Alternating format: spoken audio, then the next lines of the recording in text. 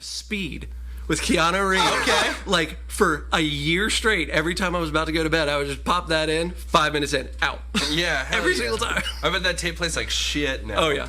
I still have it. It's just white lines across the whole fucking thing. Like, that's just the whole...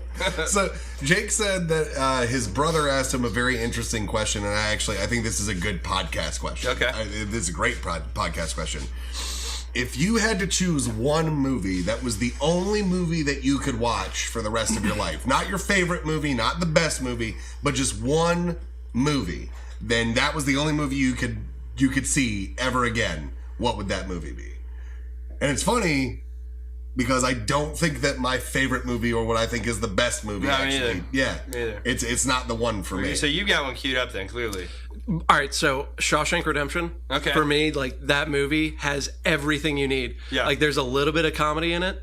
There's a little bit of like, oh my God, like I really hope this guy gets out. And then there's like, oh my God, this is an amazing ending. Like my dad and I, we still say like where we're going to end up in life is Sewataneo. And that's the name of the beach that they end up at. So it's just been something that's stuck with me for such a long time. It's a good one to choose because like it's not too intense and it's not like it's not boring. It's not too much of anything. It's a right balance of things. And I think that's like what you should shoot for in that answer. Yeah. So mine is weird. Wait, I gotta cut you off quick. Welcome to Redacted Podcast. This is a podcast. It's delicious. Jake Wilkie's here. He's one of our oldest standing podcast fans. What was you gonna say? I'm Alexander Fulmer. Yeah, so my answer is actually kind of along the same lines of why he chose his. Yeah. The movie that I chose is because it has kind of, my opinion, the perfect balance of all things. Yeah. The Mummy. The Mummy is The Mummy. Here is why. Brendan Fraser. Yes, Brendan Fraser. Well, I would hope so. If it was Tom Cruise, I'd be... Not Tom Cruise, The Mummy. Certain kind of feelings. I fell the fuck asleep during that sack of garbage. I'm not ever watching that movie. So the reason that I would choose The Mummy is it's entertaining, it's fun, it's got comedy, it's got fucking suspense, it's got a little bit of horror in it, it's got like the little bit of action that you need. It's got it's got a lot of bit of Brendan Fraser. A lot of Brendan Fraser, and not a bad thing before 40. Yeah. Because he definitely plateaued there. Man, the pictures of him now, I'm like, oh, wow. Like, did you just eat all the cake? Like, every cake? According to some random jackass on the internet, this is possibly wrong, but supposedly he got knee injuries from doing his own stunts.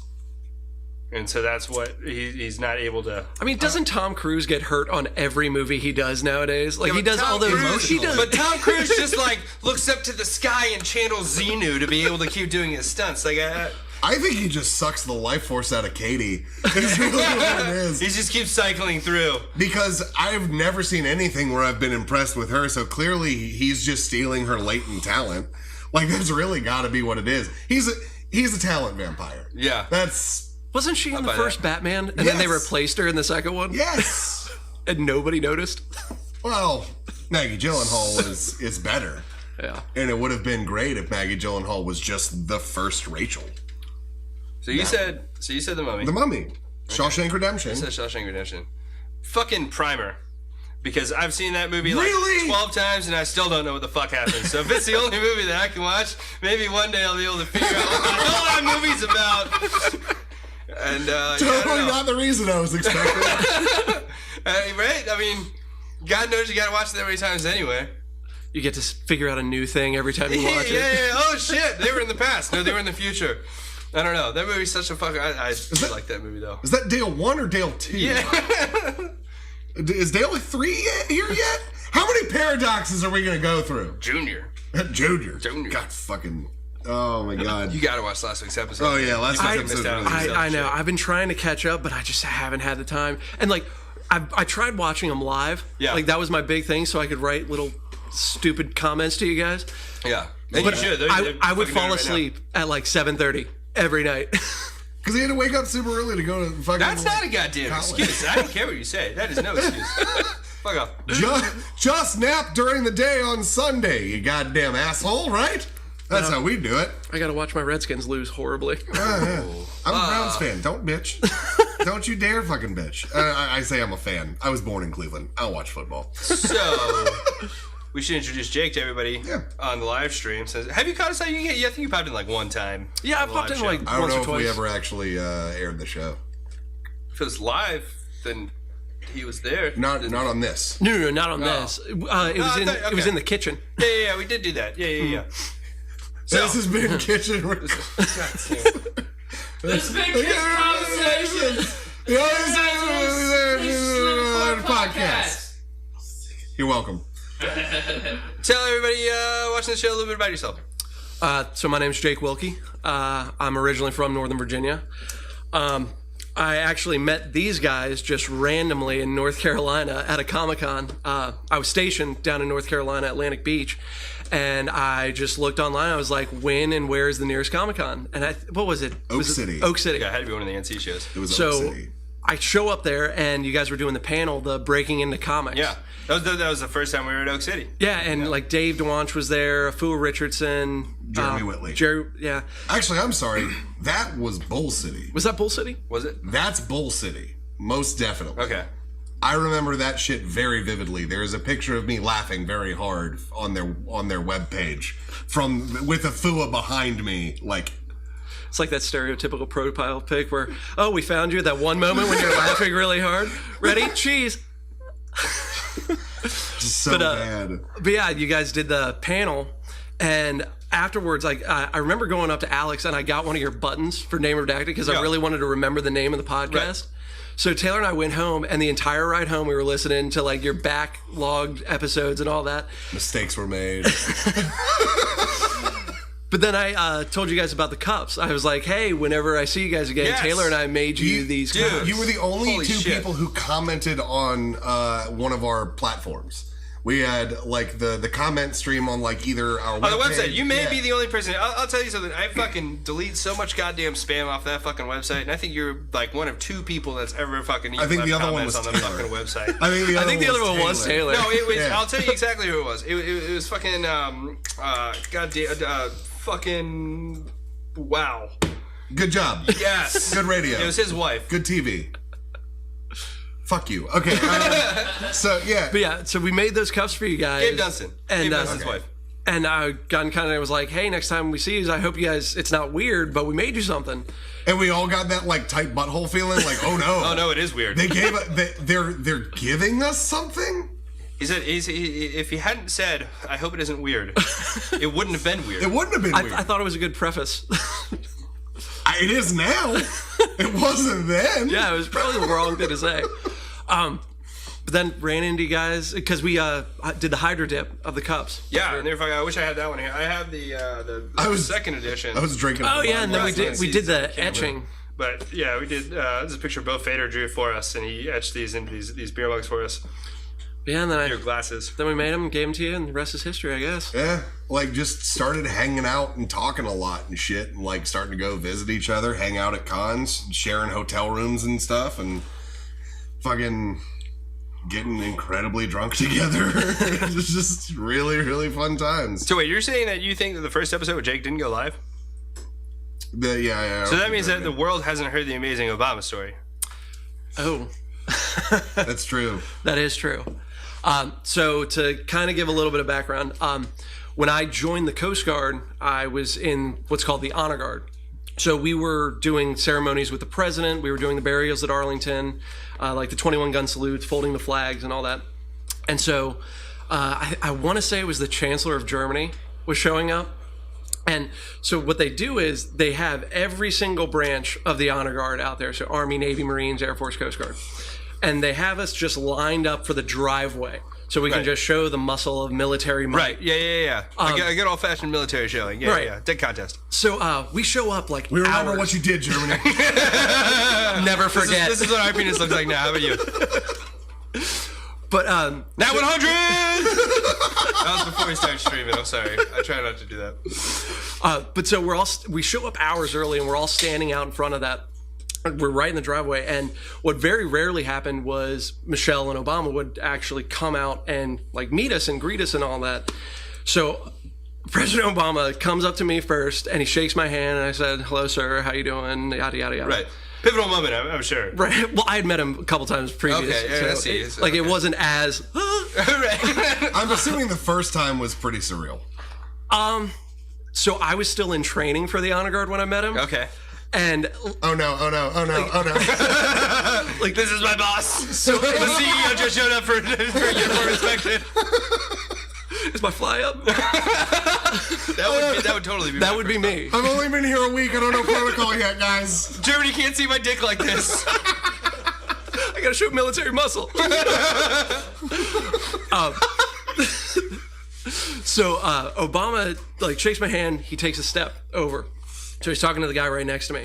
And so Michelle steps right in front of me. And this is the first time I had ever actually physically seen Michelle. Okay. All the times I'd met him, never met her. Yeah.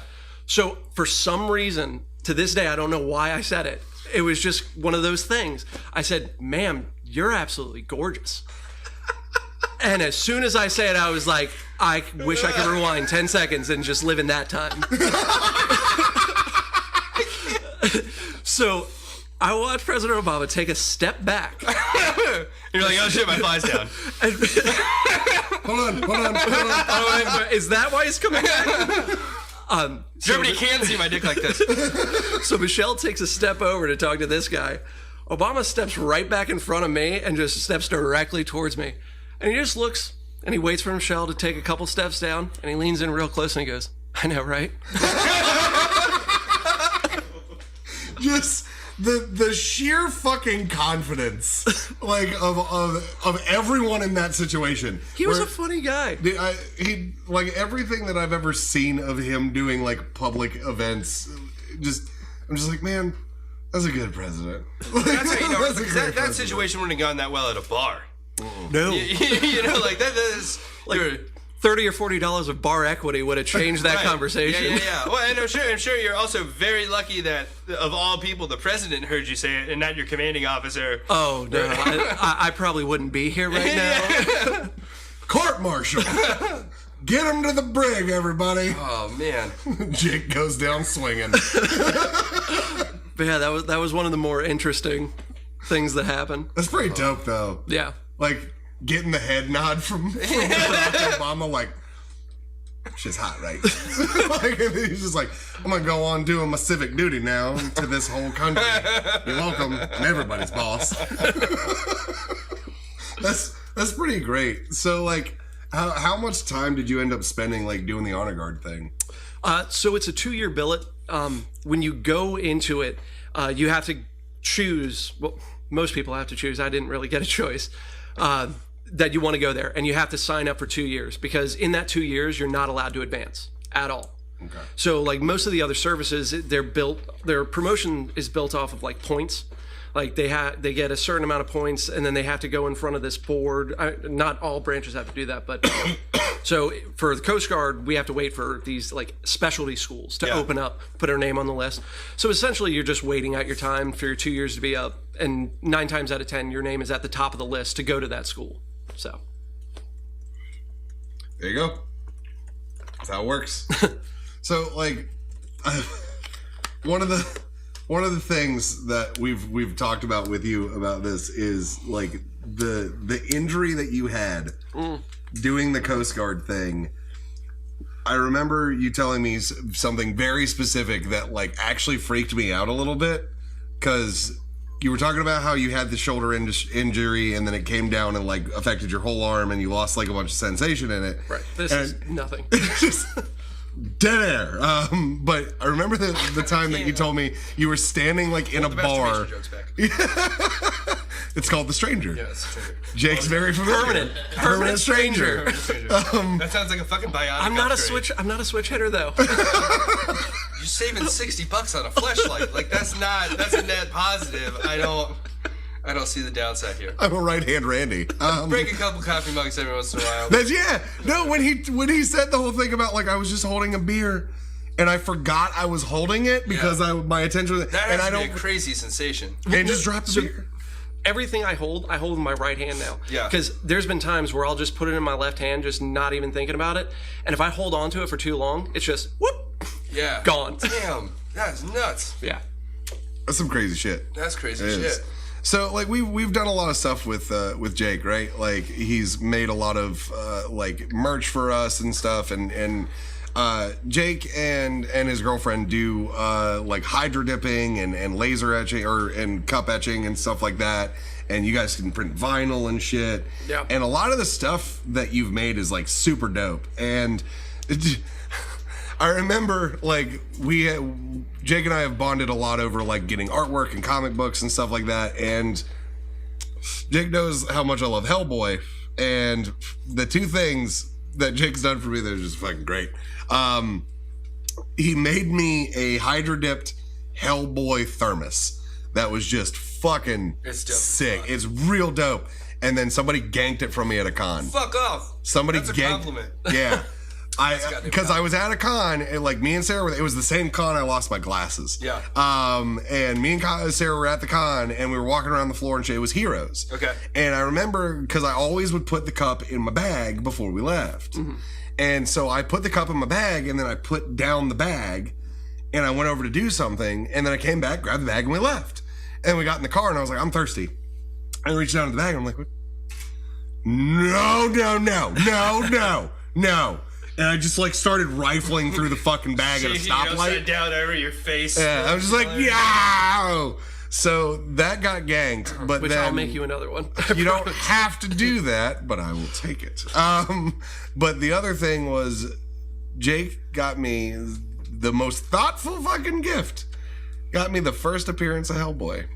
Oh, fuck yeah. Yeah, Hell yeah. real dope. Well, it kind of just worked out perfectly because it was the con that we went to where we stayed in that hotel. And Chris, you were there. That It was Bull That's City. so fucking. It was like a condominium. Yeah, it was insane. It was super cool. But Taylor and I, we were driving back to Atlantic Beach, and there's this comic book store on the way that it has like a bunch of graded stuff, like some really hard to find stuff, and it's actually reasonably priced. Okay. So we walk in, and right when I walk in the door, the very first thing I see is Hellboy. Yeah. Right, like the first appearance of Hellboy. Jesus Christ. And I looked at it, and I was like, he's actually not charging that much for it. I think I'm gonna do it. It's in real good condition too. It's in really good shape. He brought it down with him this time, and like when I got home from work, because he got to the house before I did, and him and Sarah. Wait, so were you just got your hands on it now? I just now got it. Okay. And Because I kept forgetting to bring it down. I put it in one of my. That's the best. Hey, boss! I bought you one of your favorite comic books. And like, it's the pivotal issue in like the history of all comic books. And but I'm just gonna hang on to it just to see where the price goes. on this thing. I tell you what. I hope you like the second appearance. Yeah, right. Because it's a lot cheaper, and I'm just saying I need to hold on to this for a little while. But like, I came home from work, and Jake had gotten there a little bit before I did when he came in, and I walked in the front door, hugs, miss you, buddy, and then like I look up, and sitting on my mantle is the first appearance of Hellboy, and I'm just like, That's dope as fuck. I bet you squeed. Did you I squeed? did squee. I kind of wanted to hide it. Like, I was trying to figure out, like, should I put it behind this and just a little corner of it poke out? It was real cool. Like I really fucking enjoyed like being able to have that. Like I appreciate the fuck out of it. Yeah. So Have you seen the preview for the new Hellboy that's coming out? I'm assuming you have. I still haven't. What are your thoughts on it?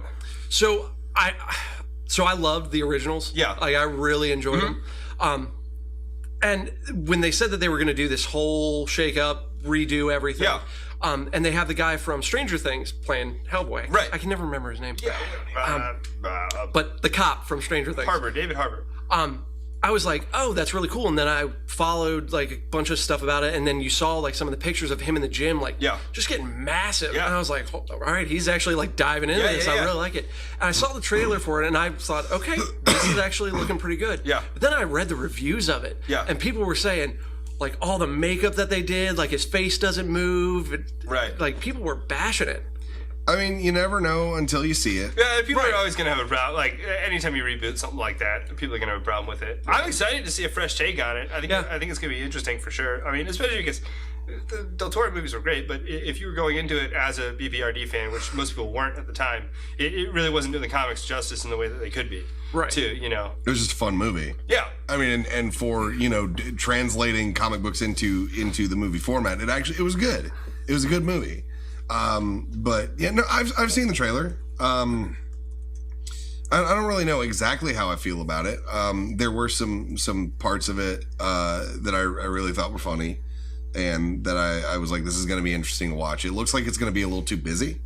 That I kind of noticed that right off the bat, that it might have a little bit too much of that, like trying to do a whole lot in a small amount of space kind of thing to it. But I am looking forward to seeing where it goes, because it looks like it could be one of those things that does way better than it should. But dude, I mean, everybody that fucking sees the previews of stuff like this, especially remakes, they just shit all over that stuff, regardless of whether it's good or not. Like, they're just upset that it's different. So, but all right. So when you're writing something like that, do you think that they've built in a way to judge like how the audience takes it, where it could end? I can answer that question if I can tell you who's making it. But they could decide to, if they don't get enough following behind it, if it doesn't make enough money, it could just be a standalone movie. Or do you think they try and write it into where it ends on, oh, hey, we could make a second one if it I think they do that with every movie. Yeah. I think they do that. I assume they have to, right? I mean, until you have a certain amount of momentum, that kind of has to be your approach to it now, especially in a post-MCU world.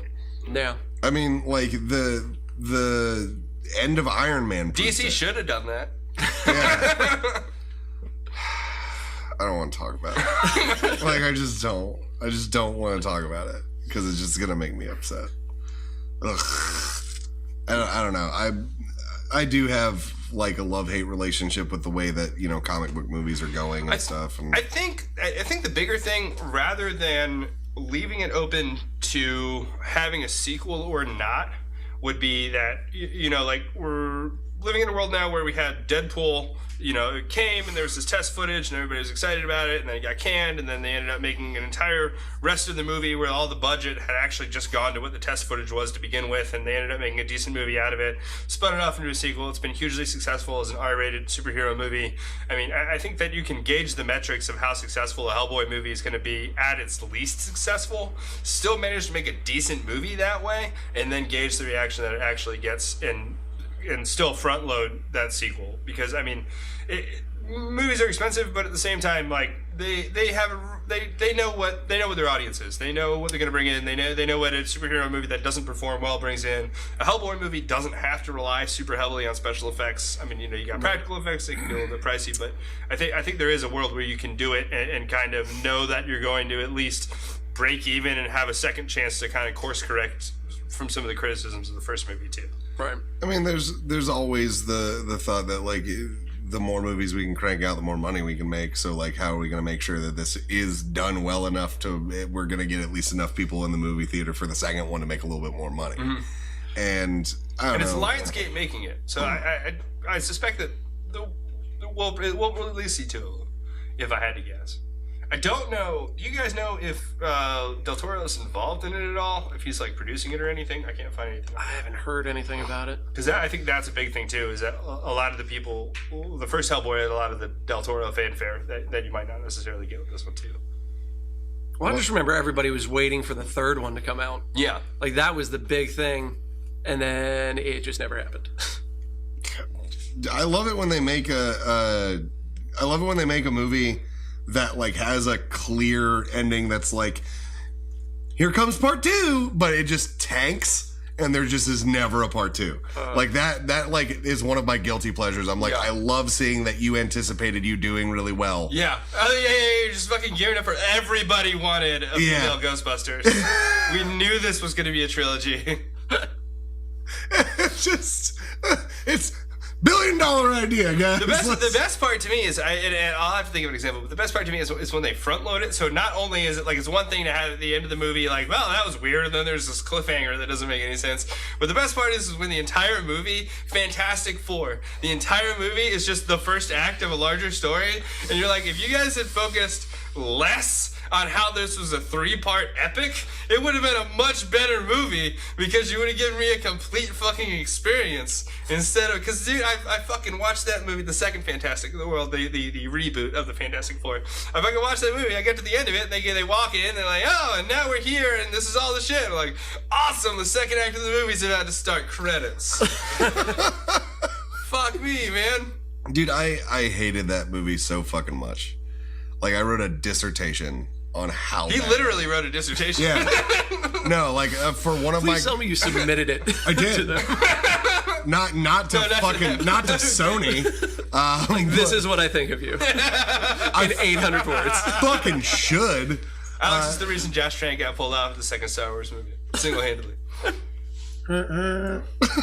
So, like, I had been taking a class called like innovation and film or something. Fuck off, Tony. I will find you and I will murder you. We will see a good Fantastic Four movie in our life. That's not an Incredibles movie. I swear to God. No, we won't. Okay. So I was taking a class called like innovation and creativity or some shit like that. Yeah.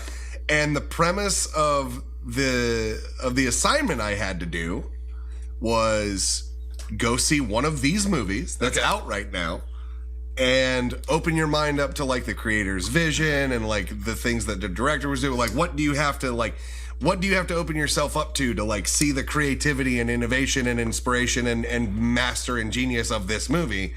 And so me and my friend John went to go watch this movie, and I wrote an entire paper. It was an 8-page paper about how it was a giant sack of garbage. And what you needed to keep your mind open to is sometimes it's bad. Sometimes a thing that seems like it should be good is bad. And so I just ranted for like the whole thing. I was like, this was wrong. This was bad. You could see the wig. There's no fucking plot development. There's no interpersonal connection between the characters. They had a great opportunity to take an adopted brother and sister and make either tension between them or make them tighter. And they were totally indifferent to each other. That was... And, such a bizarre thing, too. Yeah, I can just imagine the first line. 5 minutes in, I realized I made a grave error. That's essentially what it was. And I was like, they did one part super well. The body horror that they did for the transformations was a very beautiful scene that I think is among some of the best scenes that I've seen. Well, that was his original vision for the movie, too. Yeah. And the studio was like, no, we can't make that. We can't do that. So, but the thing that I would love that movie. Yeah, but the thing I concentrated on the most was... Dr. Doom is one of the most iconic characters in the history of fucking comic books, period. If you are going to make him, and he is not gonna be either Victor or Doom, then just fucking put him in a stupid green costume and call him something else. Yeah. That's it. Yeah. Because that's the thing, is that Victor was not Victor. He was not some beautiful, handsome playboy who had science behind him and a lot of business savvy and glad-handed and fucking did all this amazingly, like, you know, successful shit. He was just this fucking neckbeard sitting in his computer room like, I'm good at fucking math. Like, that's what he was. Yeah. And that's not who Vic is. Right. And then Doom, his entire thing for like the reality of Fantastic Four is, I don't trust humanity because they're idiots. Yeah. So I just want to take the world over because you guys are bad at this. And I'm just gonna fix it for you. Fix it for everybody. And where the Doom in the movie, and to some extent he does. And to some extent he does. He's got loyal followers that truly believe that he is the Messiah of the world. Isn't that why Stan said, he said something about Dr. Doom being like one of his favorite characters? Victor is good at sex. Thank you, TJ. And also, thank you, Satan. Oh, you finally got to say it again. I saw him yesterday. I saw Satan yesterday, and I thanked him in person for letting me have the unironic thank you, Satan. So, but I think Stan actually mentioned like that's why Victor was one of his favorite characters, because when you boil it all down, he's just a guy that wants to take over the work. That's not against the law to want to take over the world. Yeah. He just actually tries to do it. Right. Yeah. And not inherently morally corrupt. Yeah. Like his goal is never to like destroy. Yeah. That's not his goal. His goal is not destruction. He will take destruction as a means to a better end. Right. Whereas fucking Doom in the movie was just, I don't know, fuck it, blow it up. Like, that was just his fucking take Well, on and that's things. also, I mean, that's also one of the things I like about Doom being the It was arch good to see you nemesis. guys, too. Being the arch nemesis of the Fantastic Four, because in a lot of ways, I mean, obviously Captain America represents like the American ideal insofar as the stars and stripes and stuff.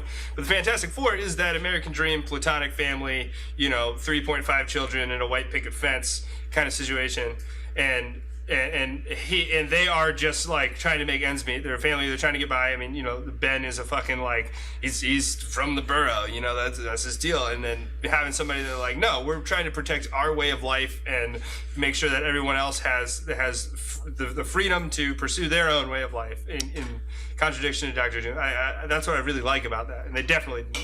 No, it was absolutely fucking horse spunk. It was awful. It was.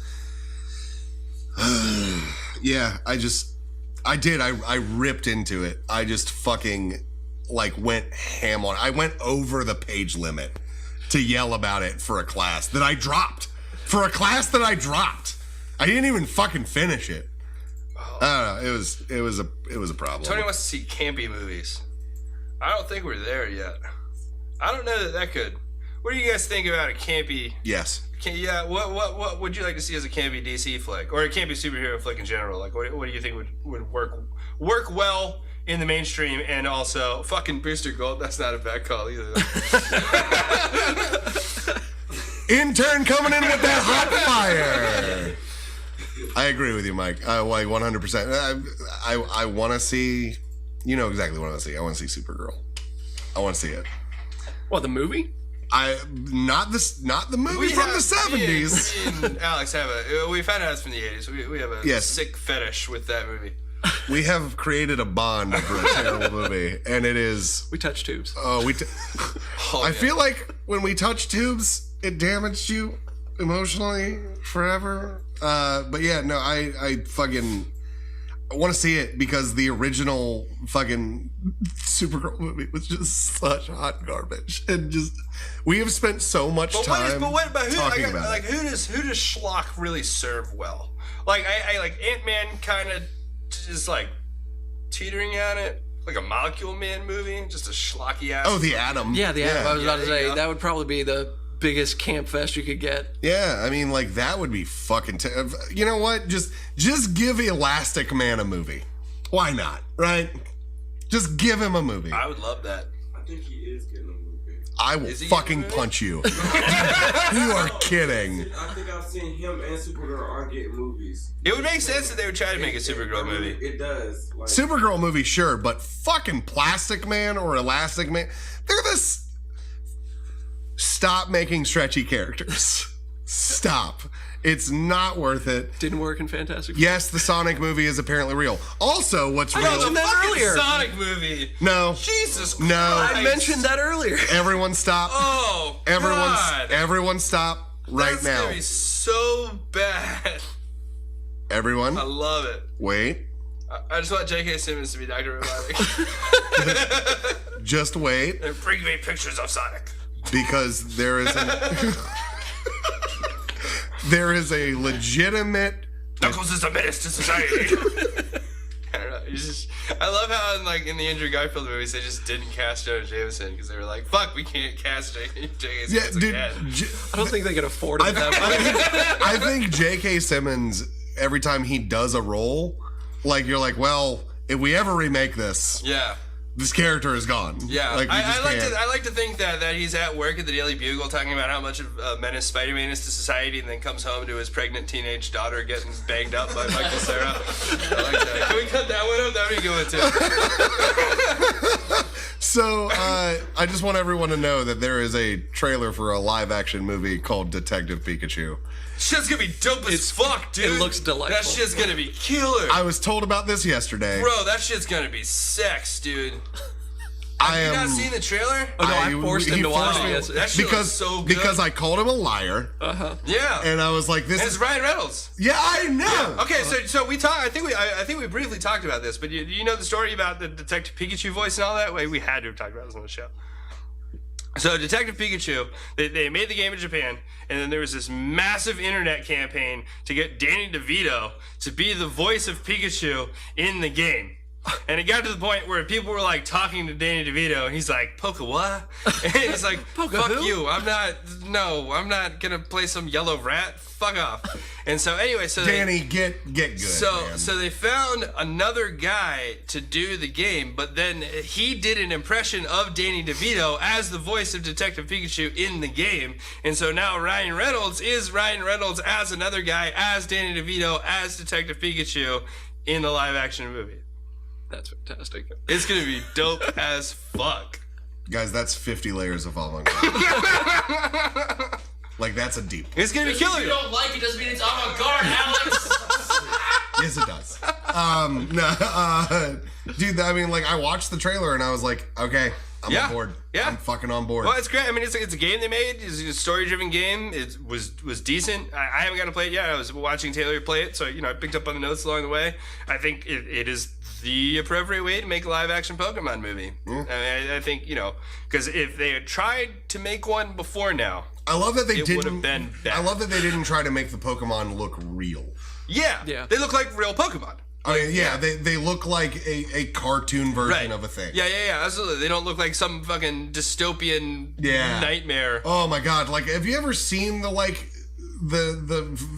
goddamn internet versions of what Pokemon I love look that like? shit, if they look dude. real, Or like the real life oh Mario my and Homer god, Simpson it's and all like that shit. terrifying, and it makes my entire childhood sad. Yeah. The Mr. Mime is creepy as fuck. Misha's right. That Mr. Mime is gonna hilarious. haunt my fucking dreams. Hilarious though. He just puts barrier up. Yeah. That's great. There's something like I think he's saying you can shove it. Yeah, I think he said you can shove it. Oh no, he did not. Just goof. I didn't expect that. Oh, Roger Rabbit style animation could have been good too. So I assume we'll see Jinx in the movie. I assume they're gonna at least give cameos to the 150, if I had to guess. probably. It'd be a mistake. I mean, in the trailer, they go like the full gamut from like the ones we Greninja. started with. There's to, like 40 the new ones. Greninjas chasing them. Yeah. The only reason I know that Pokemon exists is because I own Smash now. Yeah. I didn't know that him and Incineroar were. Look, I want to be honest. Incineroar is the newest generation, to be fair. Look, but also to be fair, I only played up to Silver and Gold, so I only knew that there were 250. Yeah. And then after that, I was like, I heard that they made one that was just a chandelier, and I was like, I checked out. I checked out. Like, wait, I'm sorry. There's furniture Pokemon. I'm done. I'm done. Like, and then they were like, oh, there's also like, oh man, that would be a good bit. We should do a fucking name that Pokemon shit for like ridiculous ass Pokemon and have you fucking give them names and shit. That'd be fun. All right, put that on the back burner. I like that. Write that down. nope, doing it now. No, so like, on a totally different note, Jake and I, since he got here, we went to the con yesterday. That was super fun. Yeah. Got to, get... Yeah, let's talk about we were all at the con yesterday. Yeah. It was the second Greensboro Comicon. It was the first time that they did it at the Marriott where they did it. Terrible location. Sarah was there painting some faces with Val, fucking getting it. So I walk in. This is I walk in to the text you sent me was great. Just standing in line and fucking Brock's daughter screaming at everyone about whether they have cash or a card. And I have a story. So the first people I walk into there, well, we see Smitty because he's fucking like, they have him tucked by the front door. Yeah. Just dumb as fuck. Yeah, Misha, I'm sorry. I will see you at the next one. But so the first people that I see that I recognize that I have a chance to talk to because it's so tight was Sarah and Val. And I walk in and your girlfriend's like this behind her. And she looks at her, she goes, hello. She's like, tequila. Oh shit. Is it the same? So fucking, I was telling Jake in the car on the way because I had to drop Jake off and then I had to go do a house showing. Oh, no. Before we got there, we had to turn around because we forgot the glitter shoes. We forgot glitter shoes. Oh, what? Sarah has face paint shoes that are literally sequin shoes called the glitter shoes. Okay, I'm with it. And I had grabbed everything else we needed. Yeah. I put the Switch in the bag. I got all of our fucking sketchbooks. I got the charge cords for our shit, I didn't know you had phones, your all that shit. Okay. like, and we got all that stuff and I was like, I got everything. Everything. Let's fucking go. We get halfway to the con and I go, fucking glitter shoes. and Jake Was it just like that? Oh, no. I was startled. Like, I wasn't really paying attention. I was like, oh my God, we're about to hit something. Lights. And Jake looks up at me and goes, what? And I was like, the cop shows up to the rack, like, what happened? Well, Alex yelled glitter shoes. and I pushed him in the face. No, Yeah, that's why the cop's there. It's an assault thing. So we had to stop and like turn around. And he goes, what the fuck are glitter shoes? He was like, are they just shoes covered in glitter? I was like, Yes! yeah, basically. What else would they be? But like two kinds. So we had to like turn around, go back, grab the shoes, come back. I had to drop him off because I had to go do a house showing. Okay. But it literally took us 10 minutes to show the house when we were out. But, Yeah, that's nice. It took me longer to get breakfast from McDonald's than it took to show the house. Okay. But when we were on our way there, I was telling Jake about the whole like I don't pay for fucking Comic-Cons thing. Right. Yeah. And so I'm telling like, you know, when we got the Oak City gig the first time, they were only charging like $5 for tickets, so we got like 30 different fucking wristbands and stuff. And then, you know, then the next con, I was asking Brock, like, where's all of our tickets? And he was like, this is a fucking $45 show, Fulmer. Like, you don't just get fucking 30 tickets at a $45 show. And I was like, I don't fucking. And I looked at Brock and I go, I don't pay for cons, dude. And he was like, fucking get out of here. And then Here's your tickets. get out of here. Just leave. So Jake was like, well, I bought my tickets. He was like, do you have tickets? I was like, Jake, I don't pay for cons, man. Yeah. And then I told him that me and Sarah were not intending to go to Bull City. Right. And so we didn't worry about it. And then Wharton had gotten in touch with me. He was like, I need you to be here. And I was like, fine, we'll go the last day. And Sarah was like, oh, okay. So like, how much is that going to cost us? Like, I don't really want to pay for all the tickets and stuff. And I looked at Sarah and I go, I don't pay for tickets. Right, Sarah. yeah. And then we get there. Bare minimum, Chris Wharton has an extra ticket. Yeah, like, but we get there and we walk into the kiosk for the for buying tickets. Yeah. And the person that's usually there is not there. Right. But it's another one of my friends, and I was like, hey man, can you check to see if I'm on the list? I was not. Right. Yeah. And he was like, and he looked, and he goes, I fucking know you. I know what you do. And he just gave us all wristbands and a tote bag.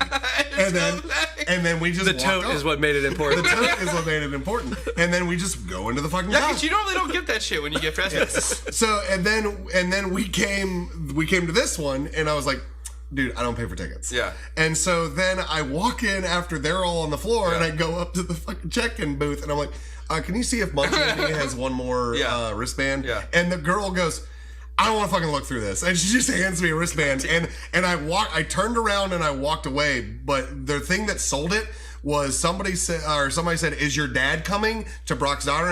And I said, oh, is Brock coming up? And when the girl heard me say that, she stopped looking. And she just gave me the wristband. Hell yeah. And I turned around and put the wristband on and just muttered to myself, I don't pay for tickets. Piece of shit. But so we all went to the con, and like we got to go around and talk to cool people and shit. Me and Jake got some sketches done, which was nice. Yeah. Talked to John Harrison for a long time. Yeah. Did you? He's an awesome dude. John's fucking great. Yeah. Did you go to Greensboro last year? No. Okay. did not. This was awesome. I like this year better, I think. Well, last year was also. Sarah, correct me if I'm wrong. Sarah was doing the face painting at Pride. Yeah, last that's year. what I was gonna say. It We was had Pride yeah. and the con. on the same time. Yeah, so I was Right at next Pride. to each other. Yeah, I was at Pride. Okay. That's right. That's how you did. Yeah, and so we, me and Jake were walking around, just kind of bullshitting, looking for different stuff to ogle. Yeah. And that very interesting experience with the duo, the Dastardly duo. Oh, yeah. Yeah, so it is a guy who is like in his probably 40s, 50s. Okay. Ambiguous in age because I like he doesn't. dastardly. That's a good acronym or adjective. Yeah, so he. I walked up to the booth and he wasn't there and the girl was, and they had this fucking print of this girl's face, and then out of the back of her fucking skull is this like alien type looking alien skull with An alien looking alien. Yeah, like from the movie Alien is what I'm trying to. Xenomorph. There you go. Fuck you. And with like this big serpent coming out of it, and I was like, that's got my girlfriend written all over it. Like this is all her shit, and like it was dope. I really loved it, and she told me that her and her buddy are like they do these together. Okay. And I was like, how much do you charge for commissions? Yeah. And she was like, $15-$20. And I was like, I looked her dead in the eye and I said, you need to charge more money. Right. Yeah. And she said, well, I'm not going to charge you more, but thank you. Yeah. So like I got those, and he got one from John. What was it? 3 prints, 2 stickers, and the commission. Yeah. What else did you get while you were there? So I picked up Miss Marvel. Okay. #1. I got Hell yeah. a great deal on it. And then, so I was walking around for like 15 minutes just carrying this one comic book. Yeah. And I was like, I need to buy a backpack because I'm not carrying this thing around all Right. day. Yeah. So I actually paid. The number of times I've done that, the fucking number of abandoned backpacks I have in this house. Like, I actually think I paid more for the backpack than I did the comic. Oh, shit, yeah. But it suited myself well. I'm probably going to end up giving it to Taylor. Yeah, okay. Hell It's yeah. a It's a Star Wars. cool-ass fucking It's like a backpack, leather too, Star right? Wars backpack. Yeah. It's awesome. Oh, fuck yeah. Yeah. It's real yeah. dope. Where are we at on time? So you guys did that. All of us did that yesterday. Today I went down to Ichiban Con in Concord, which is How was that? It was good. I was a little bummed. Taylor had got the times mixed up for the Rocket League tournament and the Pokemon tournament, and so we thought the Rocket League tournament was at 2, so we went there a little bit later. So I didn't get to do that. But we went through the dealer's room, anime dealer's room. There's cool stuff there. She picked up some plushies. The one thing I got to do this time that I haven't gotten to do before is on Sundays at anime conventions, they have a flea market. And so they take like 2 of the event, they call them event rooms, but panel rooms. And everybody that's attending the con can just set up and sell whatever they have that's not a vendor. And so you get people that are like making their own costumes but aren't fast enough, or it's just a hobby to where they can't like justify having a vendor space, or people that are trying to like sell like their used video games or like like old mangas and stuff like that. So that was actually really fucking cool to be able to get in there and see some like grassroots creativity. Because what I really dig about the anime cons in general, that like, because the con thing is really grassroots. It's really homegrown, and I think that like the Star Trek cons, the fantasy cons, you can still feel that a lot. But the comic book conventions have gone kind of mainstream, and you don't necessarily get that same grassroots thing. You get hints of it, at Heroes Con, you see the up and coming talent and stuff, but for the most part, it's like established people. And what's really cool about anime cons is they're super open about who can host panels. Like, you got a panel, come on, do it, whatever. Awesome. You wanna sell some shit, like, come on Sunday, sell some shit. You can only have X amount of stuff, so you're not competing, but like, come on, fucking do it. And I love that they provide a pathway for grass level creators that are just like dabbling with a hobby to be able to actually support themselves on that and create a pathway to eventually step up and actually become more legitimate and do things as a career. And I think that's something that the comic book community can actually learn a lot from. Because like in music, you have those places where like, this is the place where the high school bands play, Right. And it was really cool to be able to see that and actually experience like, all right, well, these are people that don't know what they're doing yet, and being able to see sparks of people that were like, behind a table and they're like really good at selling stuff, and you're like, oh, okay, you got something here, getting to see people that are sewing costumes, and so it's cool. Yeah. Well, so I've never actually been to an anime con. Yeah. I know they do a massive one up in Baltimore. Okay. In like the Inner Harbor there, Yeah. the Baltimore Harbor. And I've actually always wanted to go to one. Yeah. I mean, I'm not. It's a lot of fun. I'm not that big into anime. I'm not either. But I love Dragon Ball Z. Yeah, Like, that's okay. my connection And there will to be anime. a ton of Dragon Ball Z shit. Right. The other thing that's cool is they all have video game rooms. Oh, okay. And they have video game tournaments all day too. That's cool. And so it's cool because even if you're not into it, you can go, you can look at the shit, you can be like, oh, what is that? That's kind of cool. Talk to the vendors that know stuff, find some nerds that know shit. But you can always just sit down and play video games. And that's a great thing about the Switch is, we were able to just sit down and pop into a Smash Brothers game. I'm glad last year when we went, not as many people had Switches. I had a 3DS, so I was able to do the same thing. That's so I all got a I little have. hint of it. But everybody was walking around with Switches now, and everybody's got in the hallway. The other thing that's interesting about anime cons is that the anime community is not there as much for the vendors and for the actual events put on by the con as much. They tend to be there a lot more for the community and seeing people that they don't normally see and cosplays and getting to hang out and stuff. Right. And so it's really cool is there's a lot of people, especially now that everybody has a Switch, everybody's just walking around and sitting in the hallway. Hey, show shit, you're playing Pokemon? Let's go. Let's do it. Oh, you're playing Smash? Let's do it. Yeah, I think that's really cool energy too. And because anime nerds are also much more extroverted than comic book nerds are, for the better and worse. Yeah. But speaking of Switch, I think that's my next investment because we've been playing Smash Brothers, man. and it's been He's insane. actually really good. Yeah. Like And his just as DK Donkey is- Kong, I feel like everybody's good with Donkey Kong. Yeah. So let's take that to the post show and let's bang up some picks real quick. Picks and plugs. All right, so Jake and I have dual picks. I'm gonna do one. He's gonna do the other. Would you like me to do? Just TV do them or both. podcast? Both do them both. All right, so I'm going to do Letterkenny because I know more about that. All right. So my pick this week is a little podcast that my girlfriend has introduced me to, called "My Dad Wrote a Porno." Oh my god! They just picked that on. I was just listening to Cliff talk about that in the car on the way here. Yeah.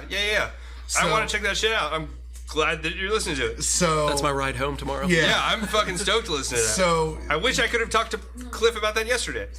Saturday. Yesterday. Sarah and I were just in the car driving somewhere. Yeah. Not really sure. I don't remember where. Yeah. Just dropped Lucy off. Yeah, we had just dropped Blue off, and we were coming back home. And she goes, "So there's a podcast that I really want you to listen to." Yeah. And I was like, "Conspiracy Theory podcast," because that like 99% of the Yeah. time she asked me to listen to a podcast, Right. like it's That's a what's gonna be- conspiracy yeah, theory yeah. podcast. And to be fair, like some of them that she's chosen are pretty good. Yeah. But she puts it on, and there's just porn music. and I was like, It's fantastic. I was like, a what? So it's then a British man. This better be a Seinfeld podcast, god damn it. Well, then there is a British man explaining how his dad has written an erotic novel. And he has two of his very British friends Yeah.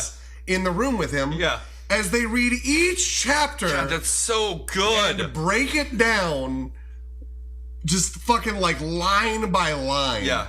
And I'm not going to give too much away about it, but the Well, the name of the book yeah.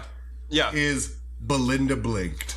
Yeah. That's the first part That's of the the name. first. Yeah. The Okay. actual title of Okay. the book is like Okay. 4 sentences. Hell yeah. The title. So- not the blurb, the title. So the way that Brad and Cliff were, if I'm talking about their podcast, I'll name drop it, but the way Brad and Cliff were talking about it on Internet Picnic is that they were saying that it was his dad had, as a retirement Peggy Hill job, had started writing technical manuals and stuff like that, because he was a lifer, like business person, and then 50 Shades of Grey started to get some traction, and he was like, wait, some asshole wrote a porn book? Fucking, I'm gonna write a porn book. Like, why can't I just make millions of dollars for writing some fucking smut? And so apparently that was the impetus to all of it, which just fucking sounds like it makes it all the better. I'm so fucking excited to listen to that. And his pen name is Rocky Flintstone. Rocky Flintstone. And they refer to him as Mr. Stone. So we will forth be calling him Rocky or Miss Flintstone. Yeah. So go out and check out my dad Cliff wrote a also porno. brought up a good point. As a podcaster, I too am upset that my dad did not choose to write a porno. Because that is fucking gold. Dude, if Get with it, John. If Steve wrote a porno. Yeah. Instant good. New York Times bestseller. good. Oh my god, like if Off the my dad wrote a porno, Yeah. it would be the most proper fucking porno. Yeah. Like Everyone would feel respected afterwards. Everyone would feel respected. Every person would feel culturally relevant. Yeah. It would be great. So that's my pick. So that brings it to me then, right? Yeah. So I don't know if I've picked it before, but I've continued reading it, and since we're on a Fantastic Four kick, I would be remiss to not bring up the Dan Slott Fantastic Four series because it's been fucking incredible. For the most part, I'm really stoked about what Dan Slott had done with the Spider-Man series. That was my introduction to his writing. I'm sure I've probably written other stuff he did. And so after he just left Spider-Man, he picked up an Iron Man series. It's okay. It's kind of an ensemble piece, but he's really been putting all of his creative energy into doing this new Fantastic Four series. And so they just wrapped up the first arc. I'm 4 issues in, and it is a triumphant fucking return for the Fantastic Four. It's every bit of Reed Richards that I love, being a sardonic asshole who's better than everybody else, and I can't get enough of it. Sue Storm trying to justify the fact that she's absolutely head over heels for this sardonic asshole who's better than everyone else, and is legitimately better than everyone else a lot of the time. And so they are trapped off-world, and they're trying to figure out their way back. It starts out with Ben and Johnny, and they're still on Earth while the rest of John and Sue and their kids are off with Molecule Man. And the first issue, you only see, spoiler alert, you only see Sue and Reed and the kids in the last panel. And so it's really cool getting to see Ben struggling with, like, accepting, like, okay, well, I did this thing for a long time, and that's cool, but, like, I'm just gonna be me, you know, like, I'm moving forward with my relationship with my girlfriend, who I've been dating for longer than any other relationship.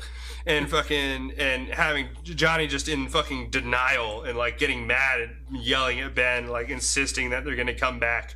And so brief synopsis of the first issue, you see the Fantastic Four signal go up in the sky, and it's them trying to figure out, like, why that happened and if they're back and what's going on. And it's incredible. Fantastic Four is also about to have their 50th anniversary. So Marvel, now that Disney's gotten the rights back from Fox for all the movies and stuff, they've really pushing it the same way that they started pushing Spider-Man when that stuff started coming back. And I'm very excited to see what they're doing.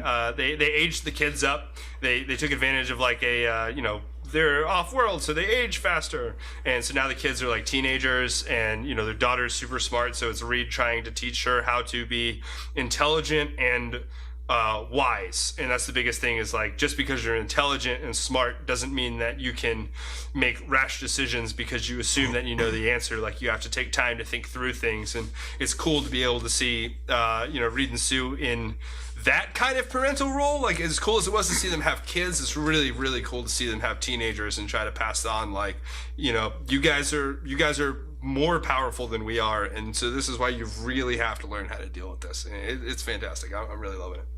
Sounds good. Yeah. I hate the Fantastic Four. Yeah. I would recommend, I would seriously recommend, like checking out the first issue and seeing if it fits your taste, because Dan Slott's doing a killer job. I got $4. Yeah.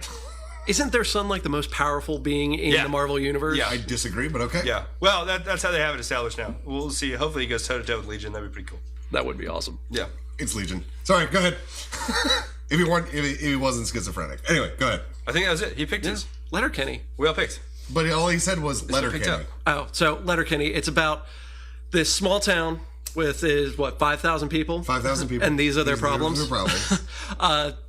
Bunch of guys sit around drinking beer, and it's about all their problems, all the shenanigans that they get into, and it is nothing but one-liner after one-liner after one-liner. I love that shit. We've been quoting it all weekend. Yep. Yeah. I got to quote it during the Nelsada game. Yeah. Oh, hell yeah. So plugs, go out and find us on any podcast aggregate that you have. Also, Jake, where can they find you, and also where can they find all of your swag that you sell?